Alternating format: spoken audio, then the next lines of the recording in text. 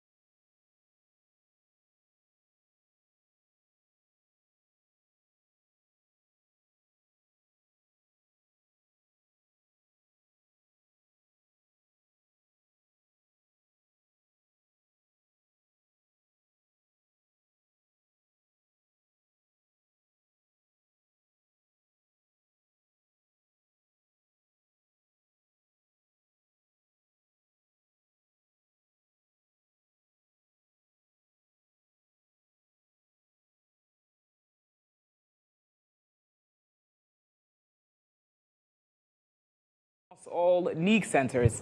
President of the Ghana Football Association, Kurt Okreku, officially kicked off the new season with a ceremonial kickoff at the Medina AstroTurf.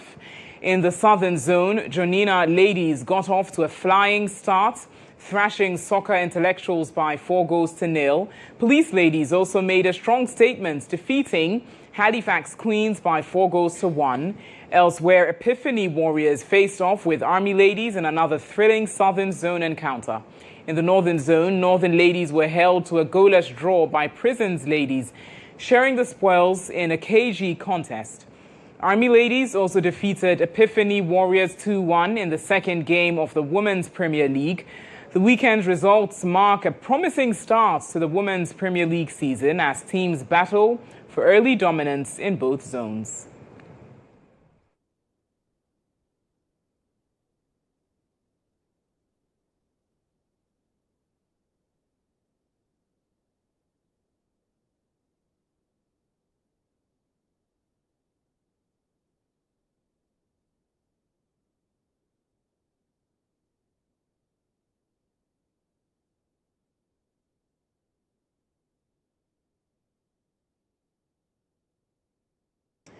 Still in sports, tonight we spotlight Ghanaian-born English football star Chantel Boy-Hloka, a fast-rising name making waves in women's football. At 30, the Black Queen's attacking midfielder opens up about her inspiring journey from her mother discovering her football talent to representing Ghana on the international stage. Before the full exclusive interview with my colleague Monica Bukari airs at 10 p.m., here's a quick look at who Chantel Boy-Hloka is. Boy-Hloka on the follow-up. It's 2-0.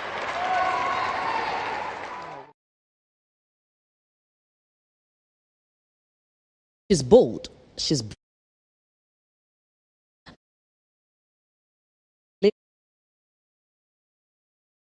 the Black Queens' dominant win over Egypt secured a 7-0 aggregate to qualify Ghana to the 2026 edition of the Women's Africa Cup of Nations. Given her known attributes, ball control, game reading, timely interceptions, it is reasonable to infer she contributed to the midfield stability and transition play as well. Born on 8 September 1995 in Liverpool, England, she grew up in the heart of a football-mad city. Her Ghanaian heritage was present in her family life, even though she spent her childhood across Merseyside. The rhythm of Liverpool's Anfield neighborhood mixed with Ghanaian family traditions created a dual identity that would shape her journey. From growing up in Liverpool's football heartbeat to proudly wearing the national colours of Ghana, Chantel Boy-Hloka, fondly known as Shanae. Together, let's journey into how it started for this beautiful damsel. Now, the full interview airs at 10 p.m. tonight, right here on GHOne TV. You wouldn't want to miss that. In some more sports news, technical advisor to the Ministry of Sports and Recreation, Betty Crosby-Mensah, has highlighted the ministry's goal of promoting healthy living as the National Recreation and Wellness Initiative kicks off in the Volta region. The National Recreation and Wellness Program, a program under the Ministry of Sports and National Recreation. We are blending culture with active life so that the general community, the general public will have a healthy life. That is the focus, the agenda of His Excellency John Dramani Mahama, so that Ghanaians in general will have an active and a healthy life. Over the years, in fact,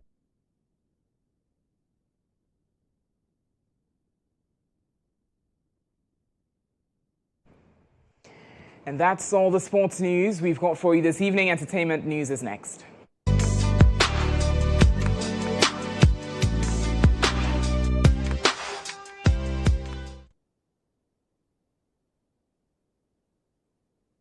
On GHOne tonight, Ghana Experience, a new cross-cultural music project, is striking a unique between Africa and Europe. The event brings together students from the Accra Jazz Academy and Switzerland's GHOne Music School, blending jazz, classical and West African traditions in one powerful collaboration.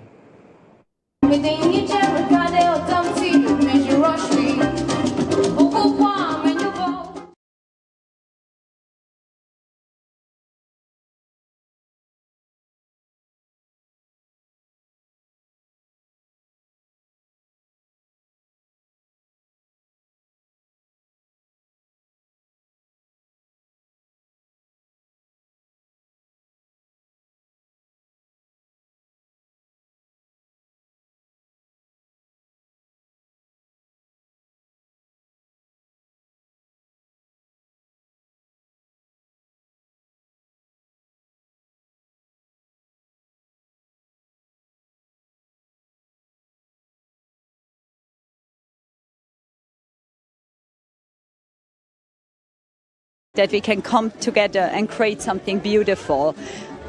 For me, as the ambassador of Switzerland to Ghana, it really means a lot. And I hope for our Ghanaian partners as well, you know, that we all, at the end of the day, you know, we are all people, we all love music, and we can gather here at the Swiss residence and, you know, and create something beautiful and new together. Head of the jazz department at GHOne, that's the Horticourt de Musique in Switzerland, and artistic director of Accra Jazz Academy, Thomas Dobler, says this is more than just a workshop. It is an opportunity for students to gain new skills, build friendships, and experience different cultures. This is a celebration of culture and of the connection with different countries and different continents. So it's Africa, Europe, and the whole world. So music, I think, is a really, really good thing to connect people. The Swiss ambassador to Ghana, Her Excellency Simone Giga, has been urging the Ghanaian government to invest in the creative arts. I do think that Ghana has absolutely immense potential when it comes to the creative arts and music especially. And my experience here in Ghana has very much been shaped by the music. I'm in love with Ghanaian music. You have so many talented musicians out there. It's always a question, how much can government do? How much should government do? I think what government should do is create an enabling environment for all these creative talents to really grow and thrive. A celebration of rhythm, harmony, and cultural exchange, the Ghana experience proves that when music plays, the world listens together.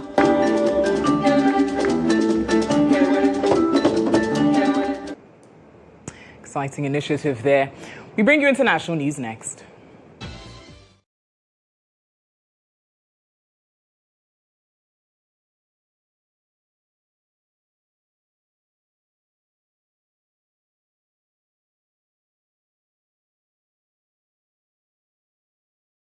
Has clashed with police in the commercial capital Dar es Salaam, demanding that the Electoral Commission halts the release of results from Wednesday's national vote. The unrest has prompted military deployments and an internet shutdown as protests spread nationwide. The government has not commented on casualties or the extent of damage.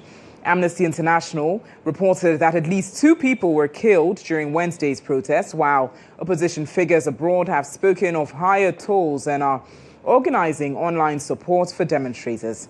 The opposition has rejected the early results, particularly the semi-autonomous Zanzibar, where the Electoral Commission declared incumbent President Hussein Mwinyi the winner with 78.8% of the vote. Opposition leaders denounced what they called massive fraud, vowing to announce their next steps soon. A senior opposition figure accused the ruling Chama cha Mapinduzi of robbing Tanzanians of real choice after presidential candidates from the 2 main opposition parties were barred from running.